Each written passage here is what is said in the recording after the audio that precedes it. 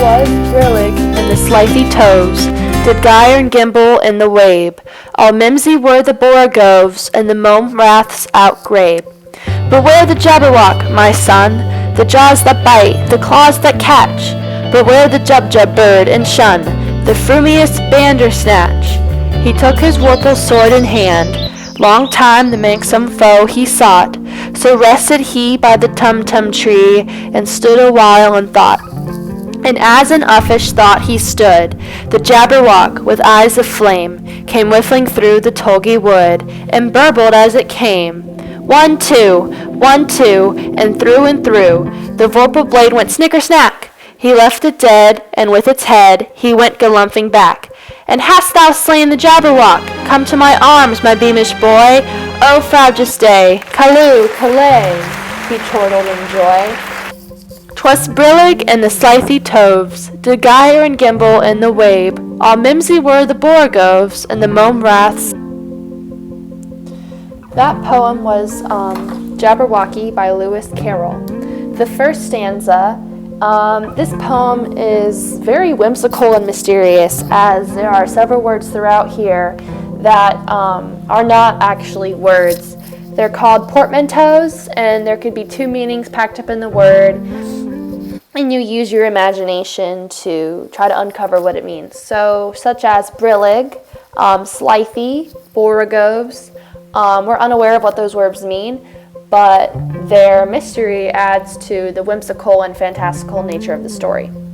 Now, this story is more of a lyrical ballad, as it tells the story of a hero going to slay a monster called the Jabberwocky. It's not really, it's more of a story than,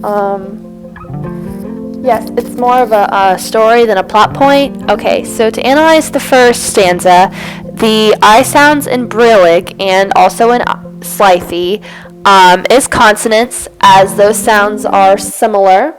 Gyre and gimble is alliteration, the two G's. And then we have borogoves, the O's, consonants.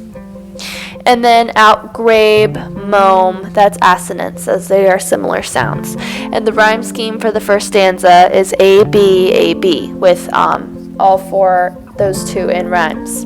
The second stanza, we have consonants and the B's, internal rhyme with jaws and claws. Beware the jub-jub bird, that would be consonants, and then the B in bandersnatch. So what's interesting about this is jabberwock, jub-jub bird, and bandersnatch are all three syllables, which contributes to the fact that they are unique, one of a kind, different than the rest of the things. And the rhyme scheme here is A, B, A, B. For the third stanza, vorpal sword in hand and rested by the tum-tum tree is juxtaposition, as on the first line you have him taking up a sword in opposition of his foe, and then in the third line he's resting by the tree. And the rhyme scheme here is A, B, C, B, and this break of rhyme scheme signifies that action is coming and that the moment of peace might not last long. Now in the fourth stanza, eyes of flame for the jabberwock, that is imagery, and burbled as it came is onomatopoeia. And we have portmanteaus here too, uffish, whiffling, two different words put together can mean anything, meant to stir up an imagination. And the rhyme scheme here is A, B, A, B. And this jabberwock is meant to foil the quiet hero as more of a chaotic figure. Now the fifth stanza, 1, 2, 1, 2, actually creates a sense of caesura, as it creates a significant pause. And through as well. The vorpal blade went snicker-snack. Snicker-snack is onomatopoeia, trying to imitate what this noise would sound like. He left it dead, and with its head is an internal rhyme. He went galumphing back, another portmanteau. And the rhyme scheme here is A, B, C, B. And here, beamish boy, alliteration, callooh, callay, alliteration, but we also have consonants, as those two L's are similar. And we have internal rhyme here with day and callay, and the rhyme scheme here is A, B, B, B.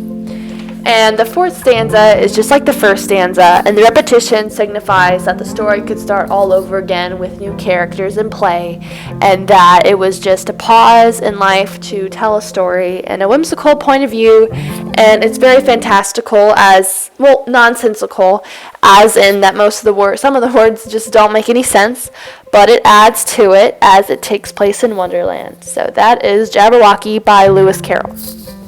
Also, to add one more thing, this poem is an iambic tetrameter.